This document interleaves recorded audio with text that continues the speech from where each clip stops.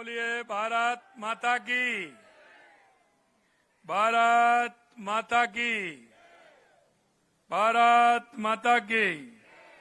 वंदे वंदे वंदे। आज के इस कार्यक्रम में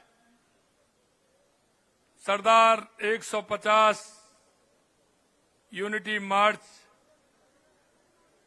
पदयात्रा के यमुना प्रवाह पदयात्रा के शुभारंभ पर मंच पर विराजमान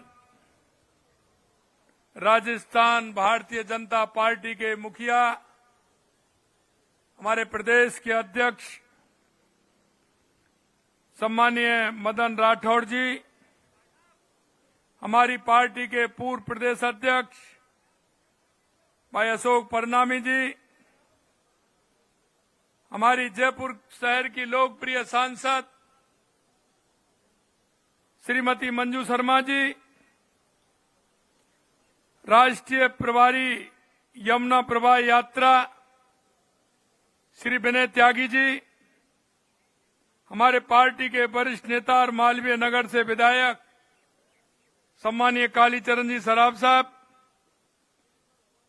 हमारे प्रदेश के महामंत्री और विधायक भाई जितेंद्र गोठवाल जी, हमारे सिविल लाइन के विधायक भाई गोपाल शर्मा जी, हवा महल के विधायक बाल मुकुंदाचार्य जी, जयपुर शहर के जिला अध्यक्ष अमित गोयल जी, युवा मोर्चा के प्रदेश अध्यक्ष भाई अंकित चेची जी, चंद्रमोहन बटवाड़ा जी, यमुना प्रवाह पदयात्रा संयोजक उत्तर प्रदेश वरुण गोयल जी, यमुना प्रवाह पदयात्रा संयोजक हरियाणा जयदेव जी, और इस यात्रा में आए सभी मेरे युवा साथियों, भाई और बहनों, सबसे पहले तो मैं जयपुर आने पर और यहां से इस यात्रा के शुभारंभ के अवसर पर आप सभी को बहुत बहुत शुभकामनाएं देता हूं, बहुत बहुत बधाई देता हूं।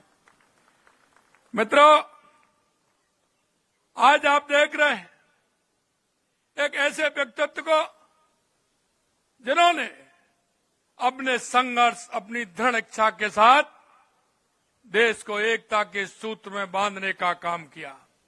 आज हम देश के यशस्वी प्रधानमंत्री नरेंद्र मोदी जी के नेतृत्व में ऐसे लौह पुरुष सरदार वल्लभ भाई पटेल की 150वीं जयंती मना रहे हैं। इस अवसर पर आयोजित इस यूनिटी मार्च में आप सभी आए हैं, इसके लिए मैं आपका अभिनंदन करता हूं। और आपसे यह भी मैं कहना चाहता हूं कि सरदार पटेल ने अपनी दूरदर्शी सोच, साहसी निर्णयों से भारत को एक करने का जो अद्भुत कार्य किया, वह हमेशा याद किया जाएगा। माननीय प्रधानमंत्री नरेंद्र मोदी जी के आह्वान पर आप देख रहे हैं कि आप जिन लोगों ने कभी ऐसे आजादी के दीवाने, जिनका आजादी की लड़ाई में कितना बड़ा संघर्ष रहा, कभी उन लोगों ने याद नहीं किया। लेकिन देश के यशस्वी प्रधानमंत्री नरेंद्र मोदी जी ने इस उपलक्ष्य पर सरदार यूनिटी मार्च भी पूरे देश में किया गया है। आज इस मार्च के अंतर्गत यमुना प्रवाह की बस यात्रा का आयोजन यहां से हो रहा है। यात्रा में राजस्थान, हरियाणा, उत्तर प्रदेश और मध्य प्रदेश के युवा इसमें भाग ले रहे हैं। और भाग ही नहीं ले रहे, ये सरदार वल्लभ भाई पटेल जी के जन्म स्थान पर भी जा रहे हैं और उस जन्म स्थली को और वो पुण्य जन्म स्थली को जाकर के अपना मस्तक भी नवाएंगे, उनको प्रणाम भी करेंगे, जो एक ऐसा व्यक्तित्व उन्होंने दिया है। यह यात्रा केवल एक कार्यक्रम नहीं है, यह हमारे युवाओं के लिए सरदार पटेल जी के जीवन, उनके संघर्ष और उनकी देशभक्ति का करीबी से जानने का अवसर है। उस पावन धरती पर पहुंचकर उन्हें सरदार पटेल जी के आदर्शों, मूल्यों को समझने का प्रत्यक्ष अनुभव मिलेगा। यह यात्रा हमारी युवा पीढ़ी को राष्ट्रीय एकता, देशभक्ति और स्वदेशी भावना से भी जोड़ेगी। भाइयों बहनों, सरदार पटेल का स्वतंत्रता आंदोलन अमूल्य योगदान रहा। बारडोली का सत्याग्रह में उनकी भूमिका इतनी प्रभावी थी, क्योंकि उस समय जिस तरह से किसानों के साथ अंग्रेजों की सरकार के द्वारा जो उत्पीड़न हो रहा था उनकी उन्होंने अगुवाई की थी। और वहां जब वो गए तो महिला ने उन्हें सरदार की उपाधि दी और वो आज तक सरदार पटेल कहलाए। ये देश के हमारे लौह पुरुष सरदार वल्लभ भाई पटेल थे। भारत छोड़ो आंदोलन में बढ़ चढ़ के हिस्सा लिया। इसके लिए उन्हें जेल भी जाना पड़ा, लेकिन उन्होंने कभी अपने सिद्धांतों से समझौता नहीं किया। उन्होंने किसानों को अपने अधिकारों के लिए लड़ना सिखाया।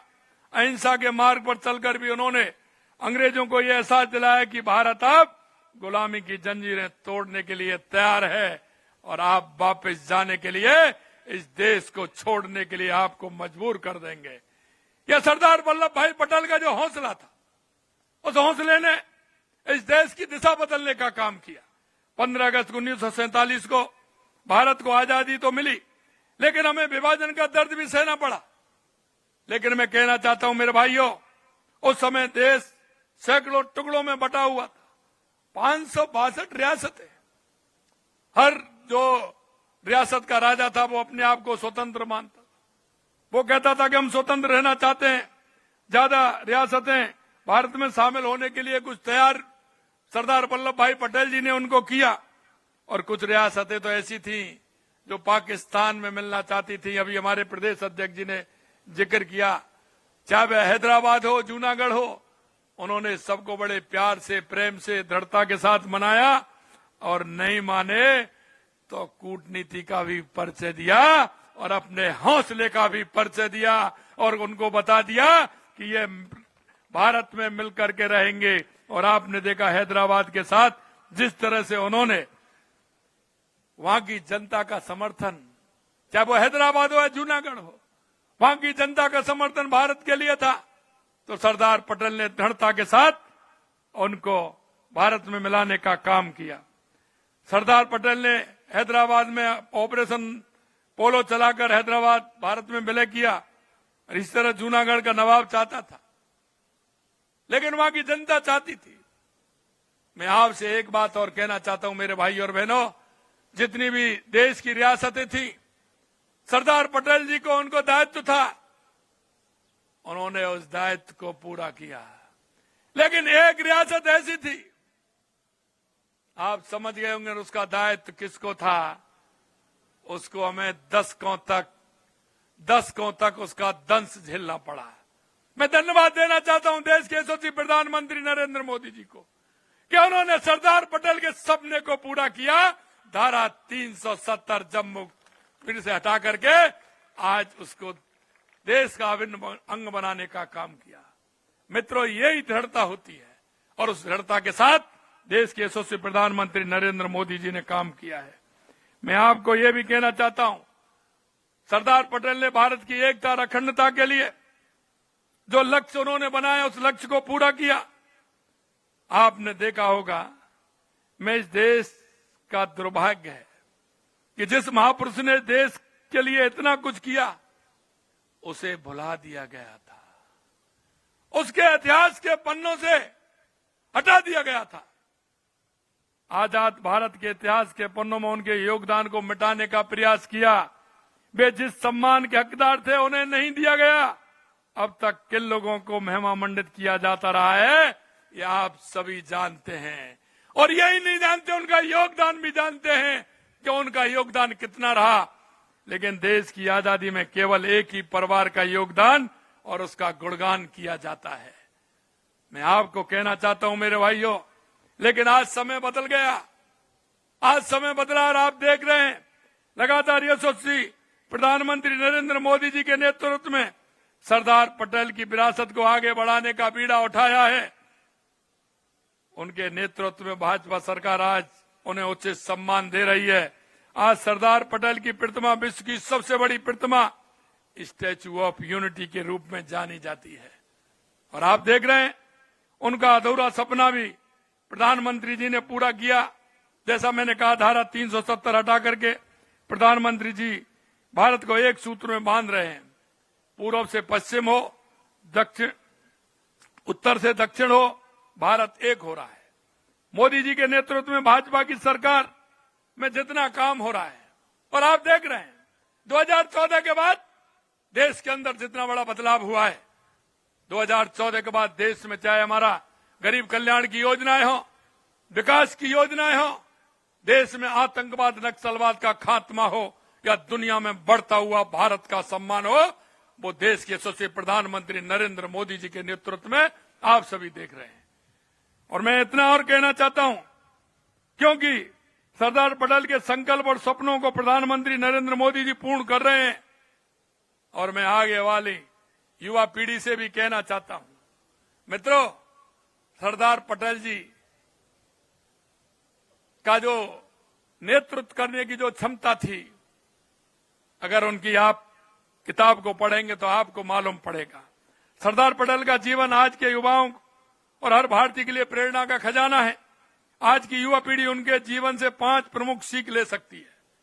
वो मैं आपको इसलिए बताना चाहता हूं कि हमें कहीं ना कहीं हमारे किसी न किसी महापुरुष जो उसके जीवन में आधार बन के रहा है और उस जीवन को उन्होंने जिस तरह से सींचा है उसको हमें ध्यान रखना चाहिए। कर्तव्य निष्ठता, उन्होंने सदैव अपने कर्तव्य को सर्वोपरि रखा, कर्तव्य से कभी अडिग नहीं हुए। दृढ़ संकल्प, उन्होंने अपने दृढ़ संकल्प से ही असंभव से लगने वाले कामों को संभव कर दिखाया। एकता, उन्होंने सभी को सिखाया कि एकता में ही शक्ति है। ईमानदारी, आप देख सकते हैं उन्होंने जिस तरह से काम किया, सत्यनिष्ठा और ईमानदारी के साथ उन्होंने सदा अपने जीवन में ईमानदारी और सत्यनिष्ठा का पालन किया। दूसरा है सादगी। आज जब दिखावा और भौतिकता हावी है, उनका जीवन हमें सादगी से जीने के लिए प्रेरित करता है। मित्रों, मैं आपसे अंत में यही कहना चाहता हूं कि आज बहुत अच्छा अवसर है, क्योंकि आज संविधान दिवस भी है। मैं आप सभी को संविधान दिवस की बहुत बहुत शुभकामनाएं देना चाहता हूं।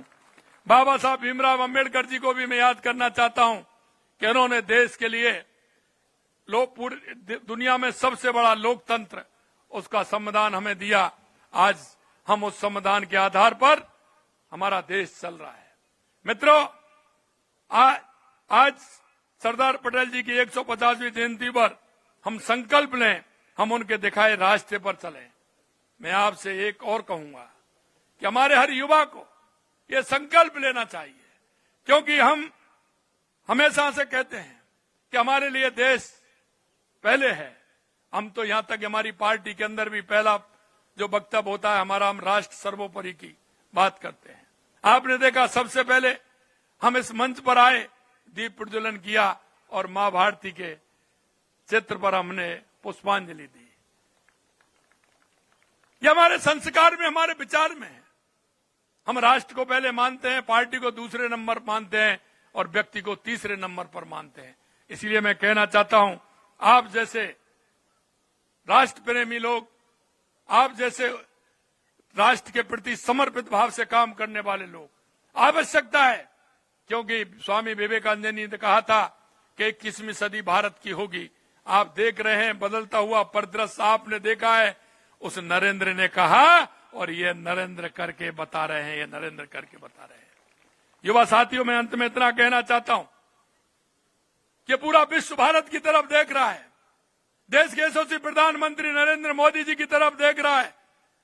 और आज आप देख रहे हैं हमारे पास विश्व के सबसे बड़े लीडर हैं, तो हमारे देश के यशस्वी प्रधानमंत्री नरेंद्र मोदी जी हैं।